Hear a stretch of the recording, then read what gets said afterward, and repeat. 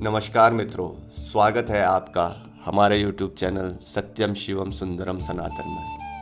मित्रों, आज जिस विषय पर हम चर्चा करने जा रहे हैं उसका शीर्षक है सनातन धर्म क्या है और सनातन और हिंदू धर्म में क्या अंतर है। मित्रों, बहुत से लोग हिंदू धर्म को सनातन धर्म से अलग मानते हैं। वे कहते हैं कि हिंदू नाम तो विदेशियों ने दिया, पहले इसका नाम सनातन धर्म ही था। फिर कुछ कहते हैं कि नहीं, पहले इसका नाम आर्य धर्म था। कुछ कहते हैं कि इसका नाम वैदिक धर्म था। हालांकि इस संबंध में विद्वानों के अलग अलग मत हैं। सनातन धर्म, जिसे हिंदू धर्म अथवा वैदिक धर्म भी कहा जाता है, इसका लगभग 1,96,58,83,110 वर्ष का इतिहास है। सनातन धर्म को हमारे हिंदू धर्म के वैकल्पिक नाम से भी जाना जाता है।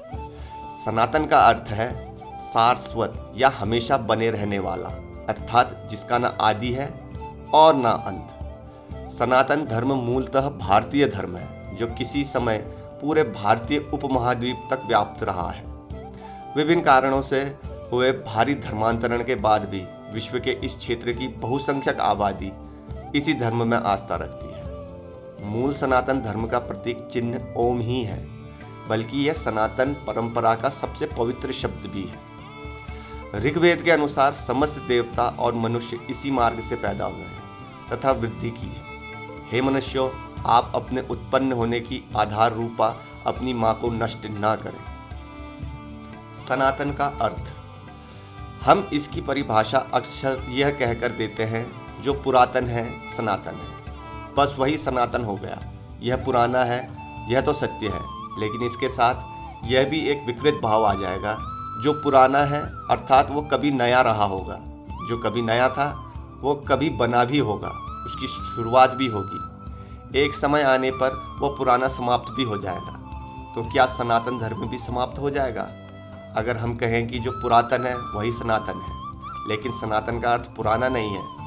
गीता में दूसरे अध्याय के 24वें श्लोक में बड़ा स्पष्ट उत्तर दिया गया है, जिसमें श्री कृष्ण कहते हैं, हे अर्जुन, जो छेदा नहीं जाता, जलाया नहीं जाता, जो सूखता नहीं, जो गीला नहीं होता, जो स्थान नहीं बदलता, वो कौन है? ऐसे रहस्यमय व सात्विक गुण तो केवल परमात्मा में ही होते हैं। जो सत्ता इन दैवीय गुणों से परिपूर्ण हो, वही सनातन कहलाने के योग्य है। अर्थात ईश्वर ही सनातन है, जो ना तो कभी नया रहा, ना ही कभी पुराना होगा, ना ही इसकी शुरुआत हुई, ना ही इसका अंत है। अर्थात ईश्वर को ही सनातन कहा गया है। हम अपने अस्तित्व की परिभाषा देते हुए कहते हैं कि हम सनातनी हैं, सनातन धर्म के अनुयायी हैं। हम सनातनी तब बनेंगे जब ऐसे दैवी गुण हमारे अंदर भी आ जाएं। सनातनी कैसे बने? हमारे अंदर ऐसे दैवी गुणों का अभाव है तो अभी हम सनातनी नहीं हैं। तो फिर हम सनातनी कैसे बने? कबीरदास जी एक जगह अपने भाव को प्रकट करते हुए कहते हैं कि उच्चतम अवस्था में हम ईश्वर से एकाकार हो जाते हैं, उसी में विलय होकर उसी का रूप हो जाते हैं। उस अवस्था को सनातन कहा गया है। यह अवस्था तब आती है जब हमारी दिव्य दृष्टि खुलती है। कोई संत महापुरुष हमारे दिव्य नेत्रों को खोलकर बाहर भटक रहे हमारे चंचल मन को हमारे अंदर प्रवेश करवाते हैं। जब हम इस अवस्था को महसूस करते हैं तो इस अवस्था को कहा गया है कि अब आप सनातन हो चुके हो। हमारा मन अंदर की ओर उलट गया, हम ईश्वर से मिल गए, उसमें एकाकार हो गए। इस अवस्था को सनातन कहा गया है।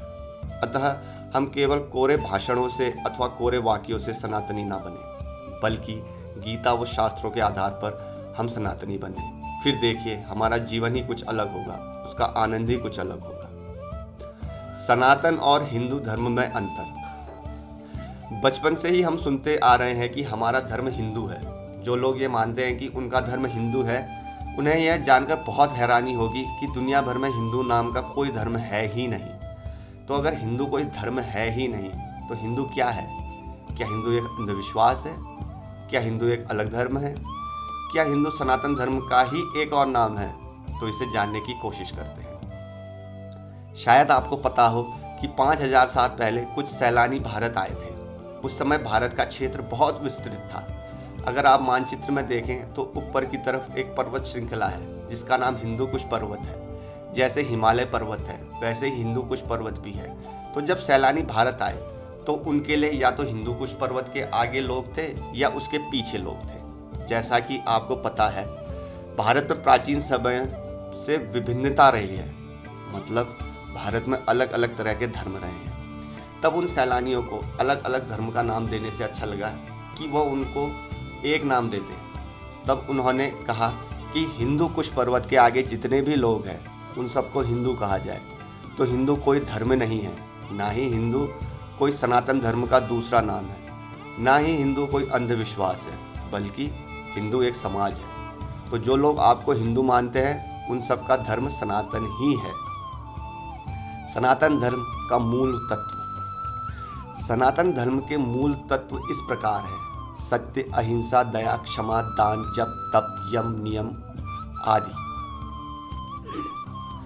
इन सब का शाश्वत महत्व है। सनातन धर्म में मुख्य रूप से 4 वेद हैं: ऋग्वेद, यजुर्वेद, सामवेद और अथर्ववेद। ऋग को धर्म, यजु को मोक्ष, साम को काम तथा अथर्व को अर्थ भी कहा जाता है।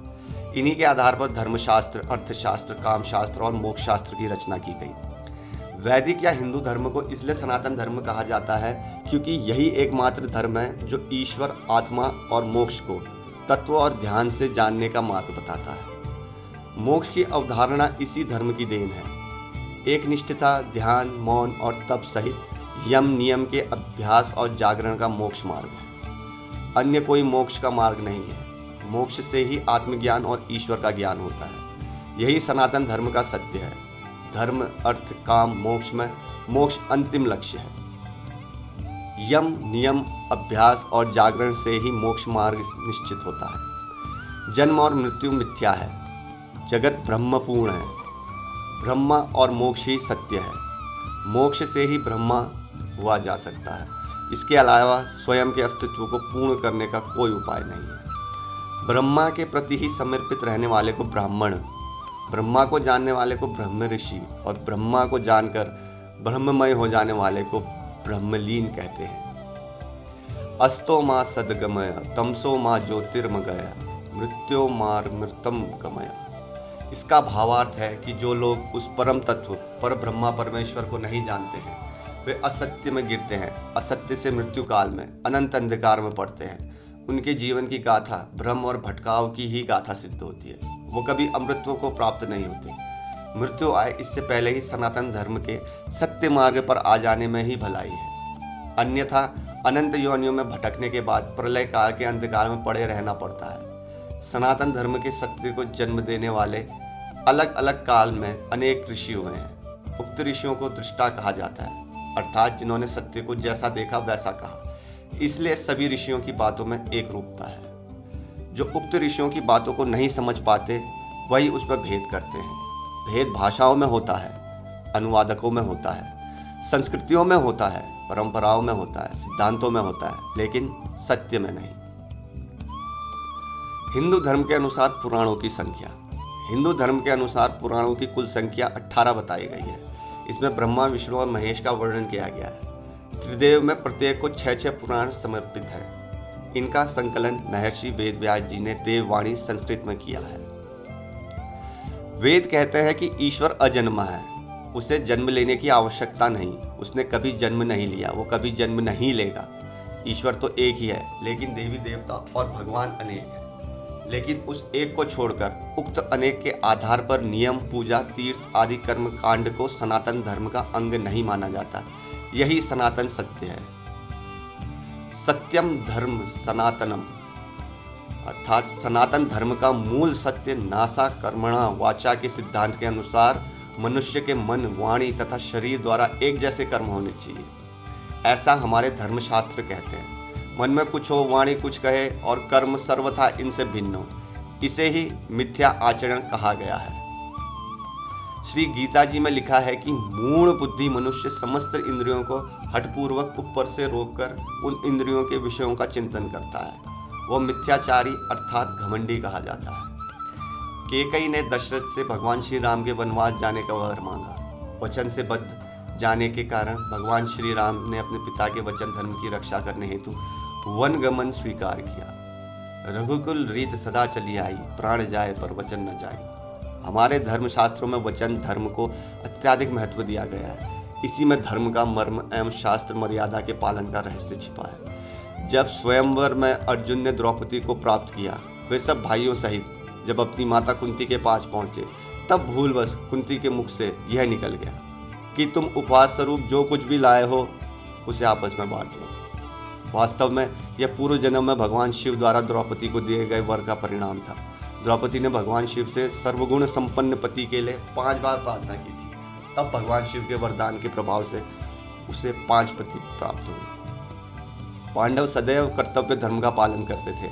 उन्होंने अपनी माता के वचन धर्म की रक्षा की। मनुष्य का यह स्वभाव रहा है, वह परिस्थितियों को अपने प्रतिकूल देखकर अपने ही वचनों से मुंह फेर लेता है। लेकिन जो धर्मपरायण मनुष्य होते हैं वे मन, वाणी और शरीर द्वारा एक जैसे होते हैं। सत्यवादी राजा हरिश्चंद्र को केवल एक स्वप्न आया कि उन्होंने अपना राजपाट महर्षि विश्वामित्र को दान दे दिया। सुबह होते ही उन्होंने अपना संपूर्ण राज्य ऋषि विश्वामित्र को दे दिया।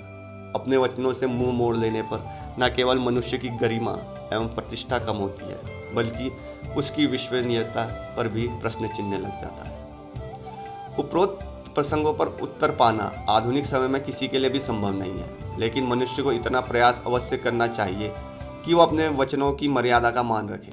जैसे कि भीष्म पितामह ने आजीवन ब्रह्मचर्य का व्रत रखा, वो अपने इस व्रत पर अटल रहे। वचन, धर्म पालन और उसकी रक्षा के अनेकों वृत्तांत हमारे धर्म ग्रंथों में है। शरणागत की रक्षा हेतु वचन इत्यादि दृष्टांत प्राप्त होता है। भगवान श्री कृष्ण द्वारा महाभारत के युद्ध में शस्त्र न उठाने का वचन समाज हित के प्रति संवेदनशीलता तथा जगत के हित को दिखाता है। ऐसा व्रत जिसमें समस्त प्राणी मात्र का कल्याण निहित हो, ऐसा वचन जिसमें किसी का अहित न हो, निश्चित रूप से सारस्वत धर्म बन जाता है। सत्य धर्म सनातन धर्म का मूल ही सत्य है। हम जो कुछ भी मन के द्वारा जन कल्याण के विषय में सोचते हैं, वाणी के द्वारा उसकी अभिव्यक्ति करते हैं, कर्म के द्वारा क्रियान्वित करते हैं, इसके द्वारा शास्त्र का सिद्धांत मनसा वाचा कर्मणा अवश्य ही चरितार्थ होता है। अगर हम वाणी के द्वारा दिखावे के तौर पर समाज में स्वार्थ भाव से कर्म करते हैं तो केवल नश्वर फल प्रदान करते हैं। जीव मनसा वाचा कर्मणा के सारस्वत फल से वंचित रह जाता है। तो मित्रों, ये थी आज की हमारी वीडियो। आशा करते हैं आपको हमारी आज की वीडियो पसंद आई होगी, और अगर आपको हमारी आज की वीडियो पसंद आई तो कृपया करके हमारी वीडियो को लाइक और चैनल को सब्सक्राइब करना बिल्कुल मत भूलिएगा। तो मित्रों, मिलते हैं अगली किसी और वीडियो में। तब तक के लिए हर हर महादेव।